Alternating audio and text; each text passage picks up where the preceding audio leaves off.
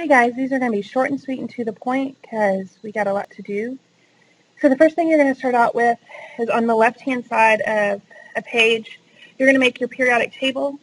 You're going to put the oxidation numbers up at the top, so it goes +1, +2, +3, plus and minus 4, although we're not going to worry about that one, -3, -2, and -1. Remember that those numbers apply all the way down that group. You never use the noble gases in this because they don't have a charge, so they're not a cation or an anion. Remember, the cations are the positive charges, so over here the positive ones, and the anions are the negative ones.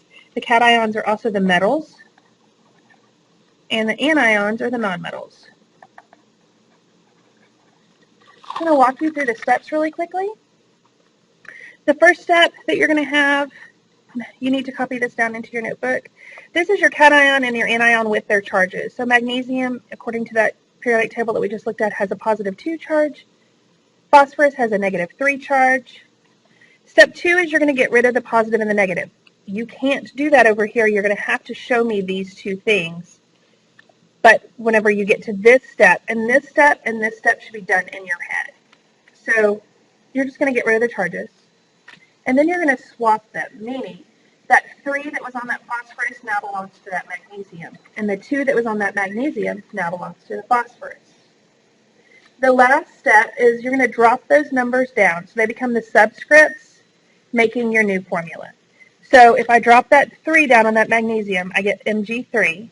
And if I drop that 2 down on the phosphorus, I get P2. So I have Mg3, P2, and that's my new formula. So we're going to practice 2 of these. You have these boxes, and you're going to see them a lot this week. You have the Li and the P. According to the periodic table that we just did that had the charges on it, the Li has a +1 charge on it. The phosphorus has a -3.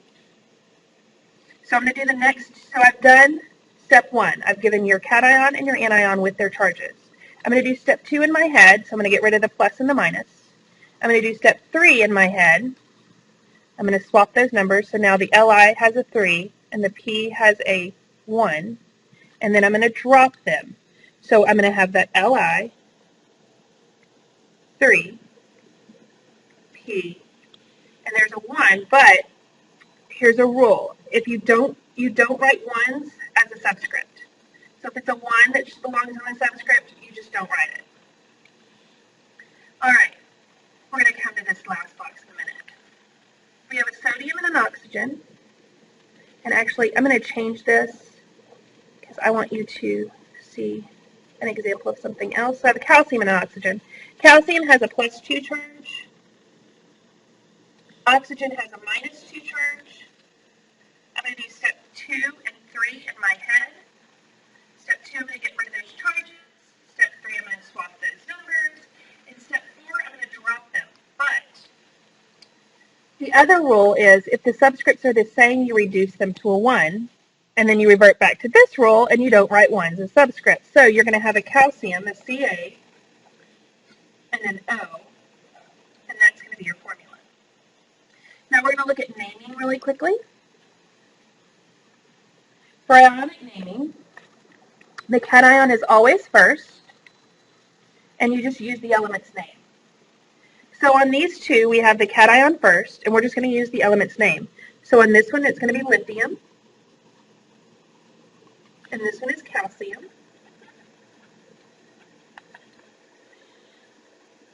And then the anion is always second, and you switch the ending to IDE. So I've given you the list of them here.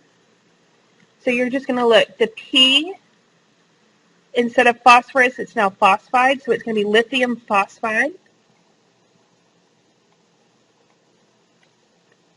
And here, the O of an oxygen is now going to be oxide, so this one's going to be calcium oxide.